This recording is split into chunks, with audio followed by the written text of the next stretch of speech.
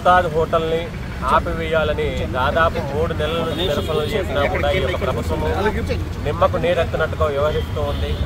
కాబట్టి ఇకనైనా ఈ యొక్క కూటమి ప్రభుత్వము కళ్ళు తెరవాలని, కూటమి ప్రభుత్వం ఇచ్చినటువంటి ఈ యొక్క ముంతాజ్ హోటల్ అనుమతులను రద్దు చేయాలని పూజ్య స్వామి శ్రీనివాసానంద సరస్వతి స్వామి వారి ఆధ్వర్యం లోపల ఈ యొక్క ఆమరణ నిరాహార దీక్షను ఏర్పాటు చేయడం తలపెట్టడం జరిగింది. మరి ముంతాజ్ హోటల్ కట్టడాన్ని ఆపేంత వరకు కూడా ఈ యొక్క ఆమరణ నిరాహార దీక్షను విరమించేది లేదు.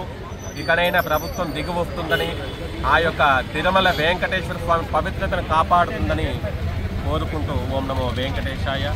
ఈరోజు ఈ నిరాహార దీక్షకి మేము కూడా ఫుల్గా పాల్గొన్నాము.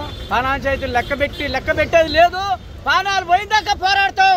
ఈ రోజు నిర్ణయించింది ఎప్పటికైనా కానీ ఇది సాధిస్తారే అని చిరాస్తాం, లేదు లేచేది లేదు.